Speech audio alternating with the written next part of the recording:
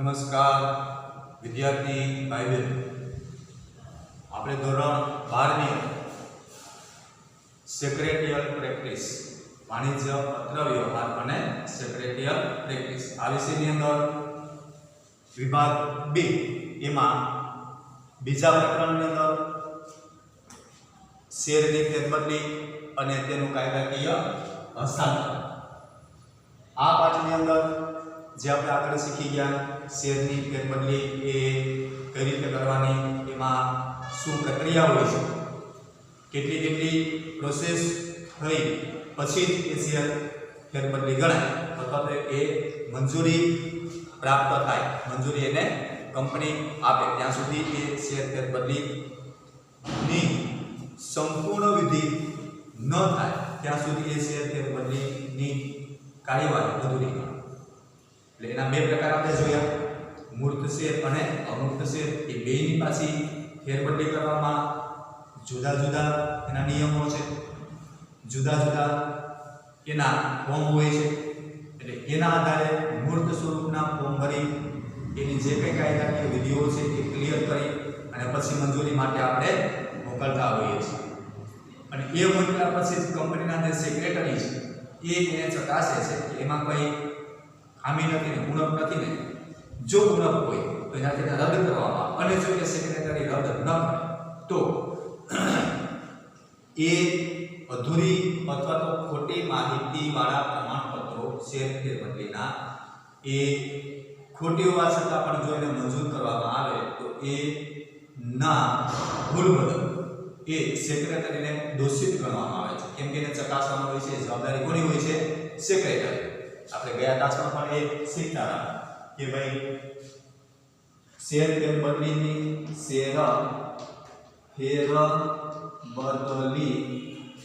ના ફોર્મ પ્રમાણપત્ર ની ચકાસણી કોણ કરે છે? તો કે સેક્રેટરી આ એની ચકાસણી કરે છે. જો એ ચકાસણી ન કરે, બેદરકારી રાખે અથવા તો એની અંદર ભૂલ હોય તો એમ જવા દે તો એ ભૂલ બદલ સેક્રેટરીને સજા કરવામાં આવે છે અથવા તો એ કાયદાકીય કાર્યવાહી એની ઉપર કરવામાં આવે છે. આવો નિયમ છે. સેક્રેટરીની જે ફરજો છે એ ફરજ ઉપર જ એને ધ્યાન રાખવાનું હોય છે કે જેથી કરીને આવી કોઈ ભૂલ એ રહી ન જાય. શેર ફેરબદલીની જે મંજૂરી છે એની અંદર આવી કોઈ ભૂલ ન રહે એ કોને જોવાનું હોય છે? તો કે સેક્રેટરી. એટલે એ સેક્રેટરી પોતાના હસ્તગત આવેલા તમામ શેર ફેરબદલીના જે પત્રકો છે એ સંપૂર્ણ ચકાસતા હોય છે. એના પછી જેના નિયમો છે, એની જોગવાઈઓ છે, એ જોગવાઈઓ પ્રમાણે જ એ ફોર્મ ભરેલા હોવા જોઈએ. એ પણ નિશ્ચિત કરેલા ફોર્મની અંદર એની માહિતી ભરેલી હોવી જોઈએ તો જ એ માન્ય ગણાય, નહીંતર માન્ય ગણાતું નથી. એટલે આ પ્રકારે બે પ્રકારના શેર અને એની ફેરબદલી બે ના નિયમો જુદા જુદા છે. કયા કયા? તો કે અમૂર્ત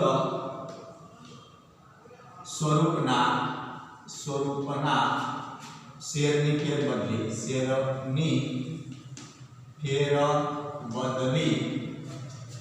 અને બીજું કયું છે? તો કે મૂર્ત સ્વરૂપના શેરની ફેરબદલી. બંનેની પ્રક્રિયા એ જુદી જુદી હોય છે. કોની કોની? તો કે મૂર્ત સ્વરૂપ અને અમૂર્ત સ્વરૂપ. બંને શેરની ફેરબદલીની કાર્યવાહી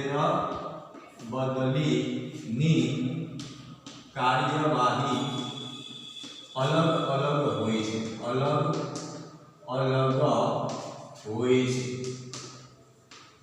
એટલે એ અલગ અલગ રીતે જ એ બંનેની કાર્યવાહી થાય છે, પછી જ એને મંજૂરી આપવામાં આવે છે. છેલ્લે આપણે NSDL ની વાત કરતા હતા કે નેશનલ સિક્યુરિટી ડિપોઝિટરી લિમિટેડ એ NSDL અને એ NSDL એ એનું ટૂંકું નામ છે. એ NSDL national security depository limited national security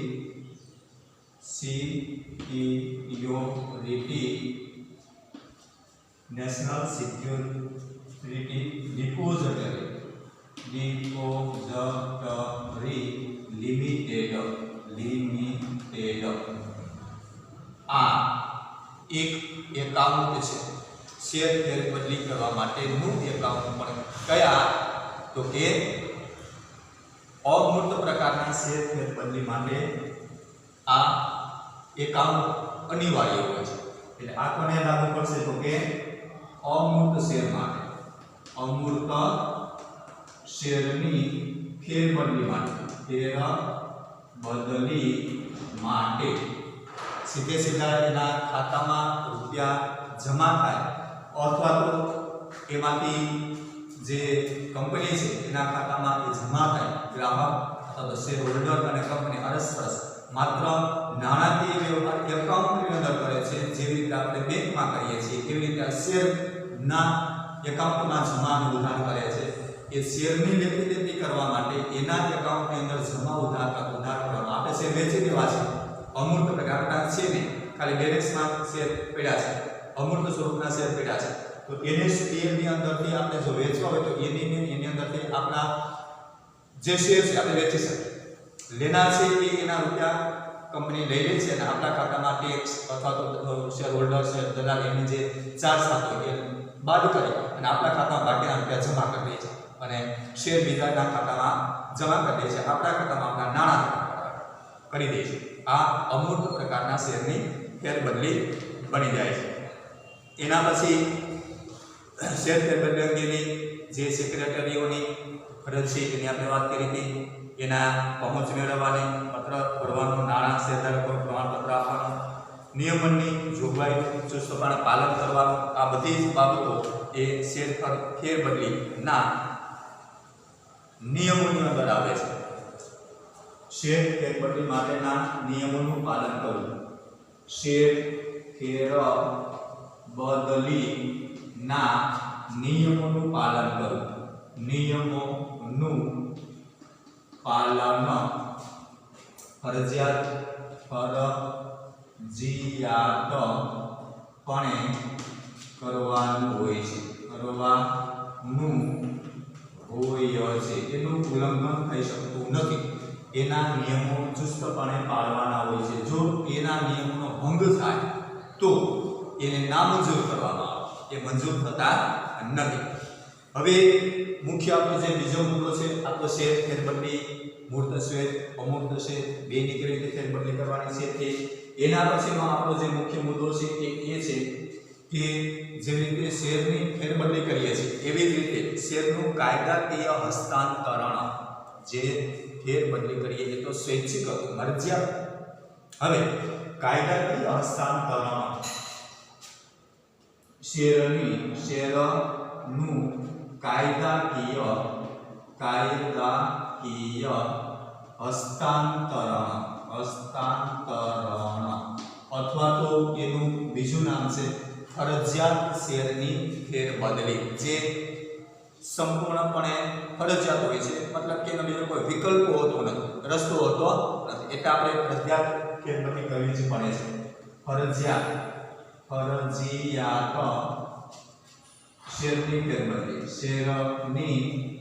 ફેરબદલી આ ક્યારે કરવાની હોય છે આ આગળના જે નિયમો હતા સેક્રેટરી ફરજો હતી લેવેચ હતી એ મરજિયાત હતી એટલે સ્વૈચ્છિક હતી આપણે વેચવા હોય તો ભલે ન વેચો આપણા ખાતામાં પડ્યા આપણે આપણા પરિવારના સભ્યોના નામે કરવા હોય તો ભલે ન કરે આપણા નામે પડ્યા આપણા નામમાં બીજા કોઈ વ્યક્તિ મૂકવો હોય આ બધી જ સ્વૈચ્છિક બાબતો સંપૂર્ણપણે કેવી બાબતો હતી તો કે સ્વૈચ્છિક હવે આ ફરજિયાત છે આ ફરજિયાત શેરની ફેરબદલી ક્યારે કરવી પડે તો કે અમુક એક છોકરાઓ ઘટના એવી બનતી હોય છે માની લો કે કોઈ શેર ધારક છે એની પાસે શેર છે હવે એ શેર ધારક જે વ્યક્તિ છે મૂળ માલિક જેને કંપની પાસેથી શેર ખરીદેલા છે હવે એ વ્યક્તિનું મૃત્યુ થઈ જાય નિધન થઈ જાય તો મૃત્યુ પામેલા વ્યક્તિના જે શેર છે એના નામે પડેલા છે એ મૃત્યુ થઈ ગયા પછી ફરજિયાતપણે એને શું કરવું પડશે?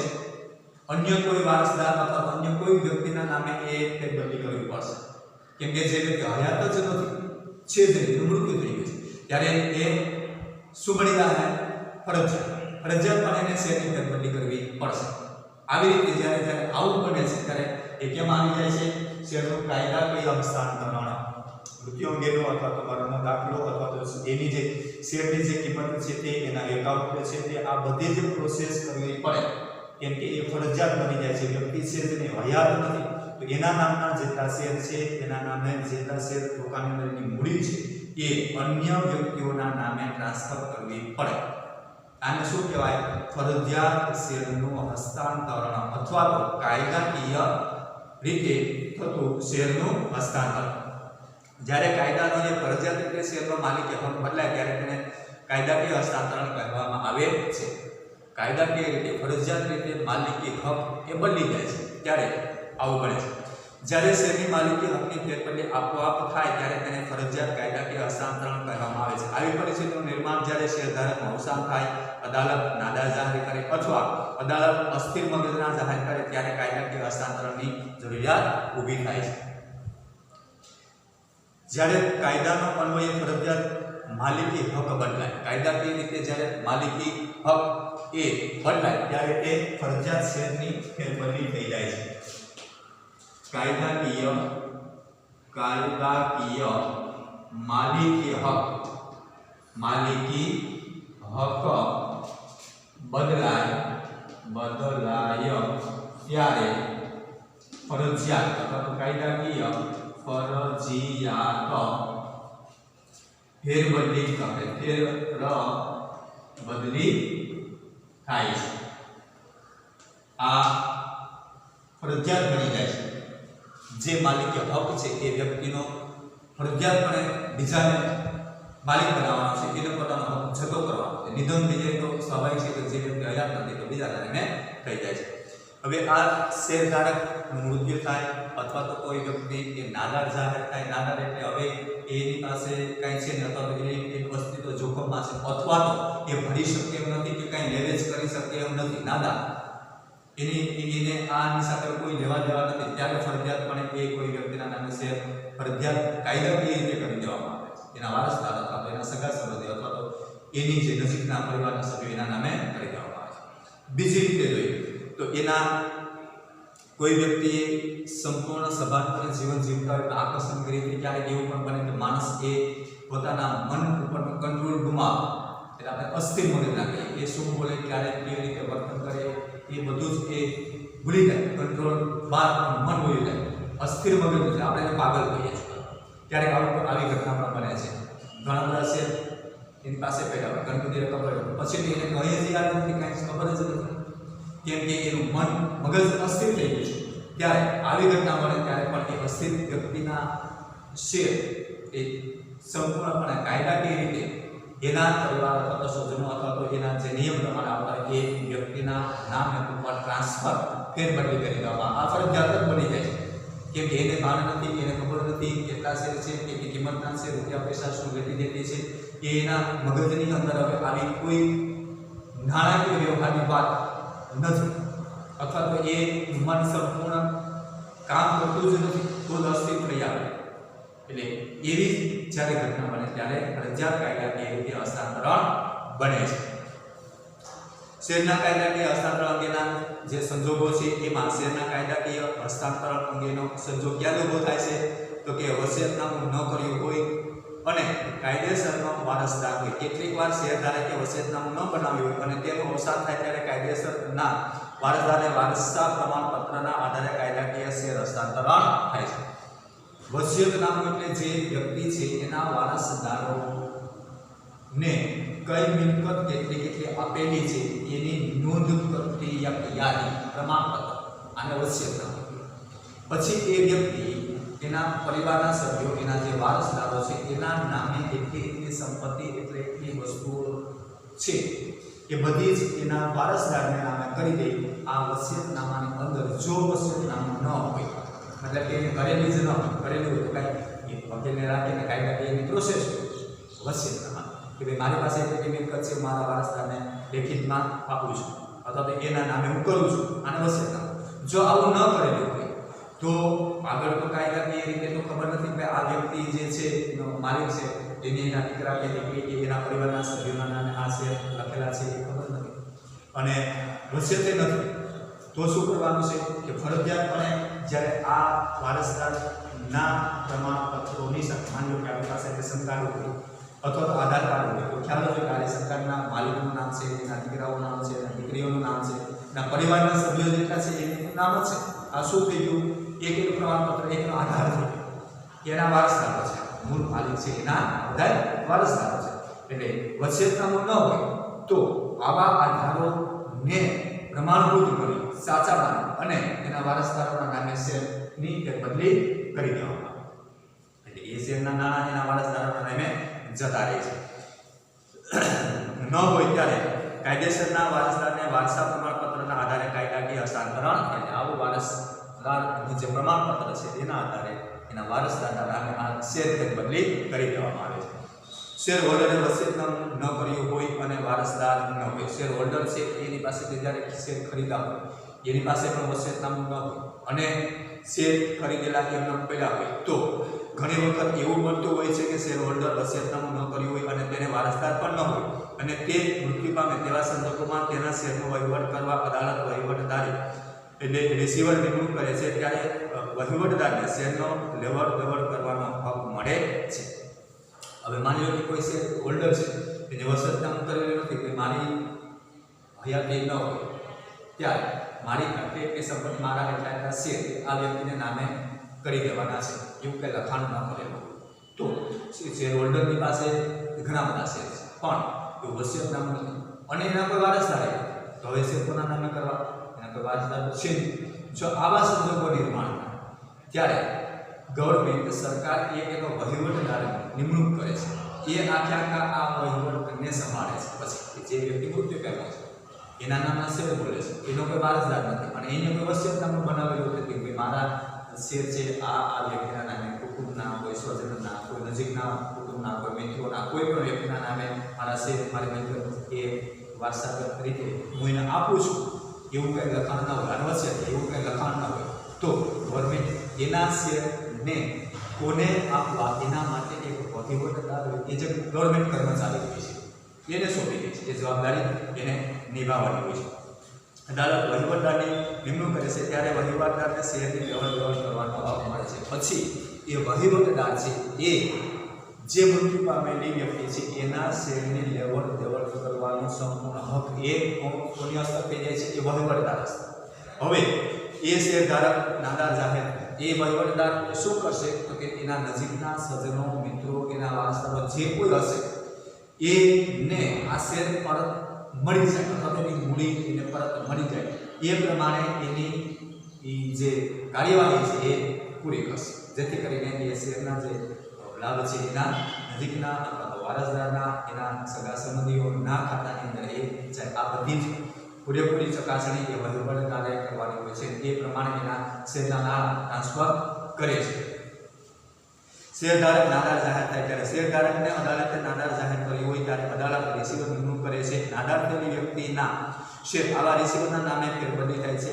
આ માટે રિસીવરે અદાલતના નિમણૂક પત્ર કંપની સમક્ષ રજૂ કરવો પડે છે. કોઈ વ્યક્તિ એ નાદાર છે, કોઈ હવે મારે શેર લેતી દેતી કરવી નથી, નાદારીમાં કોઈ રૂપિયા પૈસા કાંઈ છે ત્યાં સંપૂર્ણ પછી એ શેર કોના નામે કરવા ત્યારે પણ એ વહીવટની નિમણૂક સરકાર કરી દે છે કે એની પાસે રૂપિયા પૈસા નથી, ભંડોળ નથી, શેર છે પણ શેર ખરીદી વગર નથી, લઈ વગર નથી, જે શેર છે એના રૂપિયા એ ભરપાઈ કરે એમ નથી, શેર પડ્યા પણ એના રૂપિયા એ આપી વગરનો જ નથી, એને એના કંપનીને અથવા ગવર્મેન્ટની અંદર જમા કરાવ્યા વગરનું નથી રૂપિયા, તો એ સમયે પણ વહીવટદાર એ નિમણૂક કરે છે અને એ નિમણૂક પત્ર વહીવટદાર પોતાનો ઓર્ડર, નિમણૂક પત્ર એટલે ઓર્ડર જે આપ્યો હોય ગવર્મેન્ટ સરકાર એ કંપનીને પહોંચાડે છે. એટલે કંપનીને ખ્યાલ આવે છે કે આ નાના થયેલી વ્યક્તિ જે છે કે જેના શેરના નામ બોલે છે પણ રૂપિયા પૈસા એની પાસે નથી, પણ નથી અને એ શેર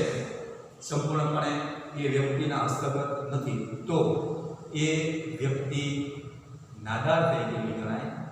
રૂપિયા પૈસા આપી શકે એવી કોઈ ક્ષમતા નથી અને એ ભરી શકે નથી, તો એ કંપનીની સાથે આ વહીવટદાર સીધો વહીવટ કરે છે. વહીવટદાર અને કંપની એ આ શેરની લેતી દેતી નાણાકીય વ્યવહાર આ બધો એ વહીવટ સરકારે નિમેલી વ્યક્તિ એટલે કે કર્મચારી વહીવટદાર પણ બીજું કોણ તો કે કંપની એ બંને મળી અને આ વહીવટ કરે છે. શેરધારક અસ્થિર મગજનો જાહેર થાય ત્યારે, કેમ કે પછી તેને ખબર જ નથી મારી પાસે કેટલા શેર છે, કેટલી કિંમતના છે, માણસ પાગલ છે, એના મનની અંદર આવા વિચારો જ નથી, પાગલ થઈ ગયું એને કંઈ ભાન હવે નથી, ત્યારે પણ આ પ્રોસેસ એ કરવાની થાય છે. અસ્થિર મગજનો થાય ત્યારે અદાલતે તેના માટે વાલી કે ટ્રસ્ટીની નિમણૂક કરે છે અથવા વાલી કે ટ્રસ્ટી અદાલતનો નિમણૂક પત્ર કંપનીમાં રજૂ કરે, ત્યારબાદ શેર આવા ટ્રસ્ટી કે વાલીના નામે હસ્તાંતરણ કરે છે.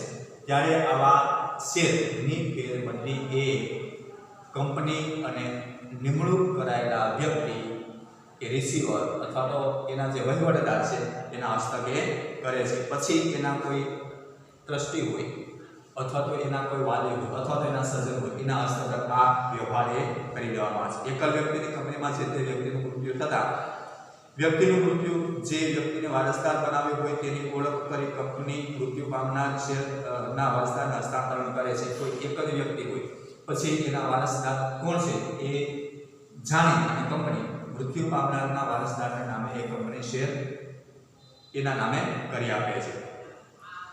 શેર ઉપર મળવાપાત્ર ડિવિડન્ડ કે અન્ય લાભ જે કાયદેસરનો પ્રતિબંધ હોય તેને મળે છે. આવો પ્રતિનિધિ કંપનીની આયોજિત સભામાં ભાગ લઈ શકતો નથી, તે શેર ધારકને મળતા હકનો ઉપયોગ કરી શકતો નથી. શેર ઉપર મળવાપાત્ર ડિવિડન્ડ કે અન્ય લાભ જે કાયદેસરનો પ્રતિનિધિ હોય તેને મળે છે. મતલબ કે આવો પ્રતિનિધિ કંપનીની આયોજિત સભામાં ભાગ લઈ શકતો નથી. કંપની એવી વસ્તુ જુદી છે અને વહીવટદાર તરીકે રિસીવર તરીકે નિમણૂક કરેલી વ્યક્તિ એ ગવર્મેન્ટની છે, એ શેરધારક નથી. શેરધારકનું મૃત્યુ પામ્યું છે, કંપનીએ એ શેર એ વ્યક્તિને આપેલા છે, નિમણૂક કરેલી વ્યક્તિ જે ગવર્મેન્ટ કરેલી છે એને આપેલા નથી.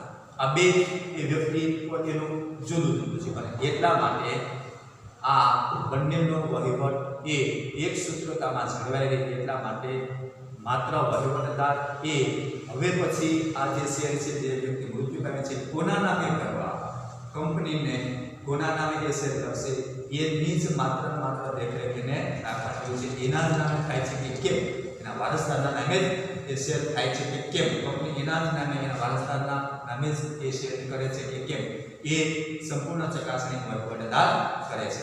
અને એના વારસદારને એ શેરનું જે ભંડોળ છે અથવા તો એના નાણાકીય વ્યવહાર છે એના વારસદારને આપે છે, એના એકાઉન્ટની અંદર જમા કરે છે. શેરની આ બધી જ પ્રોસેસ એ ફરજિયાત પ્રોસેસ, કાં તો એ નાદાર બને અથવા તો એ અસ્થિર મગજના બને અથવા તો શેરધારકનું મૃત્યુ થાય ત્યારે એના વારસદારને આ શેર એ એના નામે કરી દેવામાં આવે છે, એનું ભંડોળ એના નામે કરી દેવામાં આવે છે. આ કાયદાકીય હસ્તાંતરણ બની જે નિયમ પ્રમાણે ગવર્મેન્ટે અને કંપનીએ બનાવેલા જે નિયમો છે, એના કાયદાઓ છે, એના સિદ્ધાંતો છે, એ નિયમને અનુસરી અને એના વારસદારને આ શેરની રકમ અથવા તો શેર કે એનું ભંડોળ એના નામે ટ્રાન્સફર કરી દેવામાં આવે છે. કે એનો માલિકીનો જે હક છે એ માલિકીનો હક એ જતો કરી અને એના વારસદારને એના માલિક તરીકે નિમણૂક કરી દેવામાં આવે, એના માલિક તરીકે એના વારસદારનું નામ આપી દેવામાં આવે. પછીથી એ શેર એના વારસદારના થઈ જાય છે, મતલબ કે એ શેરના માલિક પછી એના વારસદાર બની જાય છે. પછી શેરની ફેરબદલીની અંદર કંપનીને જાણ કરવી, અવસાન અંગેની પણ જાણ કરવી, અસ્થિર મગજના થઈ ગઈ એની પણ જાણ કરવી, માલિકી હકની ખરાઈ કરવી, કંપની દ્વારા નોટિસ, સંચાલક મંડળનો ઠરાવ, નવું પ્રમાણપત્ર આપી સભ્યપદમાં નોંધ કરવી, આ બધી જ બાબતો જે છે એ તમામે તમામ બાબતો એ કંપની અથવા તો એક મંડળ, એના પ્રમુખ, એના સભાસદોનો જે ઠરાવ છે એની અંદર આ બધી જ પ્રોસેસ કરવામાં આવે છે. બધા જ એના આધાર પુરાવાઓને રજૂ કરવામાં આવે છે. વ્યક્તિ શેરધારક મૃત્યુ પામે તો એના મૃત્યુ અંગેનો જે પ્રમાણપત્ર છે તે એના વારસદાર કોણ છે, એના વારસદાર છે એના પ્રમાણપત્રો પણ એ આ સભાસદો આગળ એના મંડળ અથવા તો એના પ્રમુખ અથવા તો એના જે સેક્રેટરી જે છે એ બધા જ રજૂ કરે છે. તો જ એને ખ્યાલ આવશે કે ભાઈ ખરેખર આ વ્યક્તિ મૃત્યુ પામેલી છે અને આ બધા એના વારસદારો છે, એટલે બે પ્રમાણપત્રો એની સમક્ષ રજૂ કરવામાં સાચી હકીકત છે એ બતાવવા, પછી જ એ ટ્રાન્સફર થશે. ત્યાં સુધી ટ્રાન્સફર નહીં, કેમ કે જાણે છે વ્યક્તિ કે જો હયાત હોય તો, એટલે મૃત્યુ પામી ગયેલા વ્યક્તિ છે એનું પ્રમાણપત્ર આવશ્યક, એના વારસદાર છે એના આધારના જે તમામ પ્રમાણપત્રો છે એ પણ આવશ્યક, અનિવાર્ય છે, ફરજિયાત. આ કાયદાકીય હસ્તાંતરણ થઈ તો જ એ કાયદાકીય કહેવાય, નહીં તો ફરજિયાત થશે. કેમ કે એની પાસે કોઈ આધાર પુરાવા નથી તો કેવી રીતે આ શક્ય બનાવતો અને કેવી રીતે એ માની લે કે આ વ્યક્તિ હયાત નથી. એટલે આ બધા પ્રમાણપત્રો આધાર પુરાવાઓ એ રજૂ થાય એટલે પછી એની ચકાસણી કરવામાં આવે, ચકાસ્યા પછી એની માહિતી સંપૂર્ણ જાણવામાં આવે અને પછી જ એ મૃત્યુ પામનાર અથવા તો નાદાર થનાર અથવા તો અસ્થિર મગજના થનાર વ્યક્તિઓના વારસદારોના નામે એ શેર ટ્રાન્સફર કરવામાં આવે. આ એની કાયદાકીય પ્રોસેસ છે અને ફરજિયાત છે. કાયદાકીયનો અર્થ બાળકો એ થાય છે કે ફરજિયાત, કે જે વ્યક્તિ હયાત જ નથી તો એનો હક કોને મળે છે તો એના વારસદાર, એટલે એના વારસદારને જ હક મળવો જોઈએ. પણ એની જે નિયમોબદ્ધ કાયદા પ્રમાણેની જોગવાઈ છે એ જોગવાઈ પ્રમાણે એના પ્રમાણપત્રોને રજૂ કરવા, પછી એના શેર તમામ જેટલા હોય તેના એ શેરની જે મૂડી હોય તે મૂર્ત સ્વરૂપના હોય કે અમૂર્ત સ્વરૂપ એ બધા જ છે એ એના વારસદારના ખાતામાં અથવા તો એના એકાઉન્ટમાં અથવા તો મૂર્ત સ્વરૂપના હોય તો એને પ્રમાણપત્રના સ્વરૂપે મળી જાય. જે મૂળ માલિક હતા એનું નામ રદ થઈ જાય છે, કેમ કે હયાત છે, એની જગ્યાએ કોનું નામ નાખી દેવામાં આવે તો કે એના વારસદાર. અને હવે પછી કોણ એના માલિક બની જાય? એના વારસદાર. આ એક પ્રક્રિયા છે, આ એક પ્રોસેસ શેર બજારની અંદર આ સતત ચાલતી પ્રક્રિયા છે. જ્યારે આવી ઘટનાઓ બને છે ત્યારે સંપૂર્ણપણે કાયદાકીય રીતે એટલે કે ફરજિયાત રીતે શેરની ફેરબદલી કરવામાં આવે છે. આ બધા જ સંજોગો ઊભા થાય ત્યારે આ ઘટના ફરજિયાત બની જાય છે, અનિવાર્ય બની જાય છે. એટલે એ અનિવાર્ય બનતી ઘટનાઓના કારણે જે શેરની ફેરબદલી કરવામાં આવે એને કાયદાકીય હસ્તાંતરણ કહેવામાં આવે. જો છોકરો પ્રશ્ન પૂછાય તો આપણે યાદ રાખવાનું છે ફરજિયાત રીતે જ્યારે શેરની ફેરબદલી કરવામાં આવે એવા સંજોગો નિર્માણ થાય. કોણ? જો વ્યક્તિનું મૃત્યુ થાય તો, વ્યક્તિ નાદાર થાય ત્યારે, અથવા તો વ્યક્તિ અસ્થિર મગજનો થઈ જાય ત્યારે. આ ત્રણ વસ્તુ ઘટના બને, સંજોગો બને ત્યારે ફરજિયાતપણે એટલે કે અનિવાર્યપણે આ શેર છે એ એના વારસદારના નામે ટ્રાન્સફર કરવા પડે, ફેરબદલી કરવી પડે, કે જેથી કરીને વારસદારને આ શેરના ભંડોળ અથવા તો શેર અથવા તેના પ્રમાણપત્ર મૂર્ત કે અમૂર્ત કોઈ પણ સ્વરૂપના શેર એના વારસદારના નામે ટ્રાન્સફર થઈ જાય છે અને કરવા જ પડે. પણ એની પ્રોસેસ જે છે એ પ્રોસેસની અંદરથી જ એને પસાર થવું પડે. મતલબ કે એના જે આધાર પુરાવાઓ છે, એના નિયમો છે, એના નામ સરનામા છે, એ બધું જ ક્લિયર કર્યા પછી એનો ફોર્મ ભરીને એની માહિતી અધૂરી ન હોવી જોઈએ. જો અધૂરી માહિતી હોય તો એ રદ થઈ જાય છે, કેમ કે એ અરજી અથવા તો એ ફોર્મ અથવા તો એ ટ્રાન્સફર ના નિયમમાં આવતું નથી. એટલે એની જે પ્રોસેસની વિધિ છે, પ્રોસેસ ટ્રાન્સફર કરવાની જે પ્રમાણપત્રોથી માંડી એ ફોર્મ ભરવાથી માંડી અને તમામે તમામ પ્રમાણપત્રો યોગ્ય, સાચા અને આધારભૂત જો હોવા જોઈએ, પછી એ ફેરબદલી થશે. અને કોઈ એક વ્યક્તિ આ નહીં કરી શકે. શેર હોલ્ડરથી માંડી શેર ધારક, શેર હોલ્ડર હોય, કંપની હોય, ગવર્મેન્ટે નિમાયેલા વહીવટદાર હોય, એના સભાસદો હોય અને છેલ્લે સેક્રેટરી અને ચકાસે છે. બધી જ પ્રક્રિયામાંથી આ ક્લિયર વાત થાય પછી જ એના વારસદારના નામે આ શેર બની જાય છે. પછી એ મૂળ માલિકનું નામ નીકળી જાય છે કે જે હયાત નથી અથવા અસ્થિર મગજના છે અથવા તો નાદાર છે. એનું નામ રદ થઈ એના વારસદારનું નામ આપી દેવામાં આવે. એ શેર કોના નામે કરી દેવામાં આવે તો કે એના વારસદારના નામે એ શેર કરી દેવામાં આવે છે. આ આપણો પાર્ટ 2 આપણે અહીં ક્લિયર કરીએ છીએ. હોમવર્કની અંદર તમને પીડીએફની અંદર આના મુદ્દાઓ આપેલા હશે અથવા પ્રશ્ન આપેલા હશે. કાયદાકીય રીતે હસ્તાંતરણ જે થયું છે આપણે આગળ શીખી ગયા તો મરજિયાત વસ્તુ હતી. એ શેરની માત્ર ફેરબદલી ગમે ત્યારે થઈ શકે અને ગમે ના નામે કરી શકે, કેમ કે બે વ્યક્તિ હયાત છે, બે જાગૃત છે. જ્યારે આ ફરજિયાત છે એટલે ફરજિયાત ના જે પ્રશ્નો હવે પછી ના જે તાસ છે એની સાથે સાથે આપેલા હશે તમારા હોમવર્કની અંદર. એટલે એ તમારે ક્લિયર રાખવાનું, તમારું હોમવર્ક લખવાનું, લખી લીધા પછી એ નોટ ની અંદરથી તમારે વાંચવાનું, જેથી કરીને એકમ કસોટી આવે અથવા પરીક્ષા આવે તેની પણ આપણે તૈયારી કરી શકીએ. એટલે હોમવર્કની તૈયારી રાખવાની. શાળાઓ હવે રેગ્યુલર થઈ જ ગઈ છે એટલે શક્યતા નથી, તમામ પ્રયાસો કરીને આપણે બોર્ડનું રિઝલ્ટ કેમ સારું આવે એવા પ્રયાસો કરવાના છે. એક પણ વિદ્યાર્થી ગેરહાજર ન રહે આની પૂરેપૂરી કાળજી રાખવી. શા માટે? કેમ કે જે પ્રત્યક્ષ શિક્ષણમાં આપણે જે શીખીએ છીએ એ વધારે મહત્વનું છે. એટલે શાળાએ દરેક વિદ્યાર્થીએ પણ રેગ્યુલર આવું. આજનો ક્લાસ આપણે પૂર્ણ કરીએ.